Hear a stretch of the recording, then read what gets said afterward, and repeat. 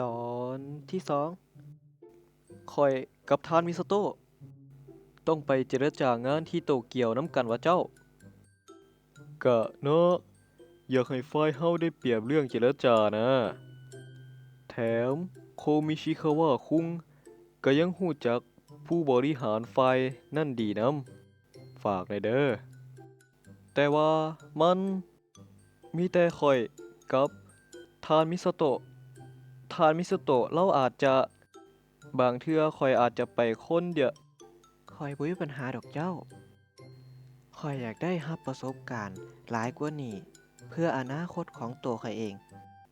แถมคันข้อยได้ไปกับคุณโคมิชิคาวะคิดว่าจะเป็นโอกาสที่ดีหลายแน่นอนเจ้าเอ๋เข้าใจแล้วเจ้าทานมิโซโตะคงบ่อยากไปกับคนเฒ่าๆแบบเฮาแต่นี่ก็เพื่ออนาคตของทานมิโซโตะได้ไปเที่ยวโตเกียวกับทานโคมิชิคาวะนำณโตเกียวอย่างที่ก้าวไปนี่คือข้อเสนอที่อยากให้ทางนั้นพิจารณานำเจ้าอืมกะเบิ่งได้ประโยชน์ทั้งสองฝ่ายตัวนี้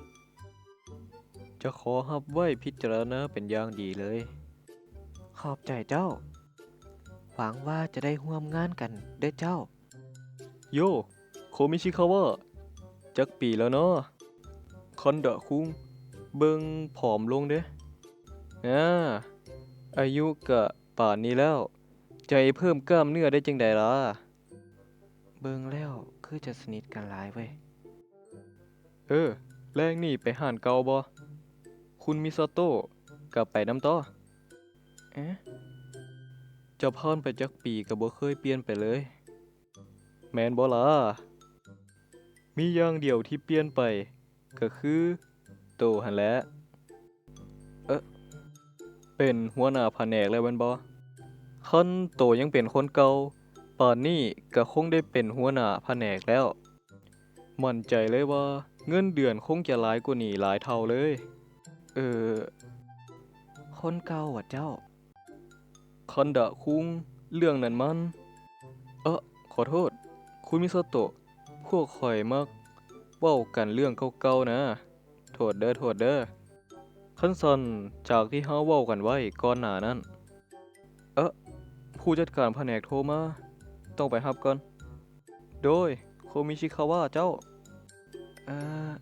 ขอโทษเด้อเจ้าคุณคันดะถ้าเกิดว่ามันบ่ร้ายเกินไปช่วยเล่าเรื่องเก่าๆของทานโคมิชิคาวะให้ฟังแหน่ได้บ่เจ้าเพื่อประโยชน์ด้านการงานนะเจ้าอืมอะ เอ๊ะสนใจหมอนั่นอยู่ชัดๆบ่แม่นเลยว่าเจ้านะข้อยกับโคมิชิคาวะเคยเฮ็ดเวียกในบริษัทเดียวกันมาก่อนเจ้าตอนนั้นเรายังเป็นฝ่ายขายอยู่เลยอยากเห็นรูปหมอนั่นตอนหนุ่มๆบ่ล่ะข้อยพกมานำตอนรู้ว่าหมอนั่นจะมาคุยงานนำน่ะเออเอ๊ะรอแม่นบ่ล่ะสมัยนั้นเข้มจัดเลยล่ะก็แม่นเจ้าแต่ว่าอืมเบิ่งเป็นตาย้านแม่นบ่ล่ะเฮ็ดเวียกบ่มีจุดบกพร่องทุ่มเททุกอย่างเพื่อให้เวียกราบรื่นแบบบ่มีจุดบกพร่องบ่ได้แต่เข้มงวดกับตัวเองแต่รวมถึงลูกน้อง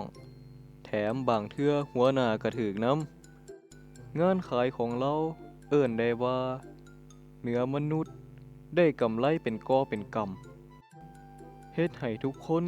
ต้องเกรงขามบ่เคยมีไผแม้แต่คนเดียวที่จะเคยเห็นหมอนั่นยิ้มจักเทื่อยากที่จะเชื่อแม่นบ่ล่ะแต่มีอยู่เทื่อหนึ่งมีคนแพร่ข่าวลือว่าหมอนั่นเฮ็ดเวียกพลาดถ้าตอนนี้คงจะมีคนพร้อมยืนเคียงข้างหมอนั่นแต่บ่แม่นในตอนนั้นหมอนั่นกลายเป็นคนแตกแยกในบริษัทไปเลยแล้วก็ขอลาออกจากบริษัทหลังจากนั้นหมอนั่นก็แสดงความรับผิดชอบต่อเรื่องนั้นด้วยตัวคนเดียว ต่อมาข้อยก็ได้ข่าวว่าหมอนั่นมีคู่หมั่นแต่ว่าความบ้างานของเราคู่หมั่นก็เลยขอหย่าก็เด้อาจจะเป็นเหตุผลที่หมอนั่นใจดีขึ้นหลายขอบใจที่เล่าให้ฟังด้วยเจ้าบ่ลองหยอกหมอนั่นเบิ่งหว่าหมอนั่นก็โสดแล้วเด้เว้าอีหยังน่ะเจ้าขอโทษเว้าแบบนั้นมันก็บ่เหมาะสมน้อยหนึงแหละเนาะอืมบ่แม่นจักหน่อยเจ้าก็แค่คิดว่าคุณโคมิชิคาวะเป็นหัวหน้าที่สุดยอดเท่านั้นเจ้าบ่แม่นแต่มีทักษะสูงแต่ยังถ่อมโตในฐานะลูกน้องแล้วเราให้ทั้งคำแนะนำและการดูแลที่ดีสุดยอดไปเลยบ่แม่นว่าเจ้าคันเป็นเฮาคงจะบ่โอเคตอนแรกยังปฏิเสธที่จะมานำเราด้วยซ้ำในสายตาของเราเฮาก็แค่ลูกน้องคนหนึ่งเฮาบ่มักเลยที่เวลามีคนอื่นบ่เคารพเราเลยมักเว้ากับเราตลอดว่าหัดเฮ็ดโตวให้สมกับเป็นหัวหน้างานแหน่ทั้งที่บ่ฮู้จักเราดีพอด้วยซ้ำหมอนั่นโชคดีเว้ยที่มีลูกน้องที่เคารพหมอนั่นคือทานมิซาโตะนั่นเด้ขอโทษล้มโดนไปแน่ส่งรายงานให้ผู้จัดการแผนกกันเลยเว้อหืมบ่มีหยังสั่งอิหยังเพิ่มได้บ่คันซันข้อยเอาชาอูหลงทานมิซาโตะเด้เจ้าวิกกี้แก้วหนึ่งเจ้าเอาอีหลีวะคุณมิซาโตะเริ่มดื่มไปหลายแล้วเด้อเจ้าหน้าแดงเลยเอาอันนี้น้ำเจ้าได้เลยเจ้าขอบใจหลายๆสำหรับมื้อนี้เซ็นกันเด้อคันดะคุงก็อย่างที่เว้าไปตั้งตารอที่จะได้ร่วมงานกันเด้ออืมเอ๊ะทานมิซาโตะไหวบ่เจ้าน่ะบ่เป็นอิหยังแม่นบ่เจ้าข้อยบ่เป็นหยังเจ้าระวังขะขอโทษเด้อเจ้าเข้าใจอยู่เจ้าว่ารังเกียจแต่ข้อยย้านคุณมิซาโตะเจ็บเด้อรังเกียจว่าเจ้า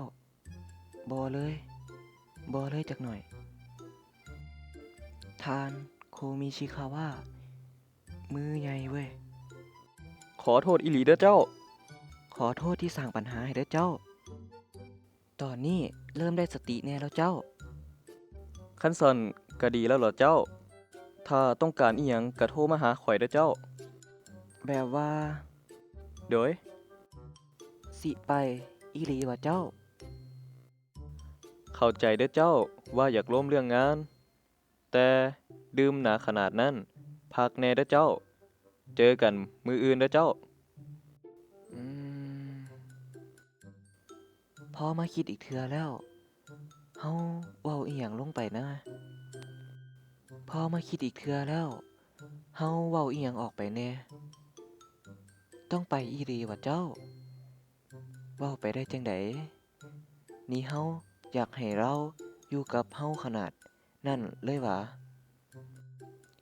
แต่มือคุณโคมิชิคาวะทั้งใหญ่และอบอุ่น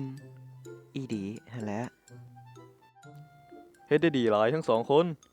การเจรจาเป็นไปได้ด้วยดีนี่รายงานการประชุมเจ้า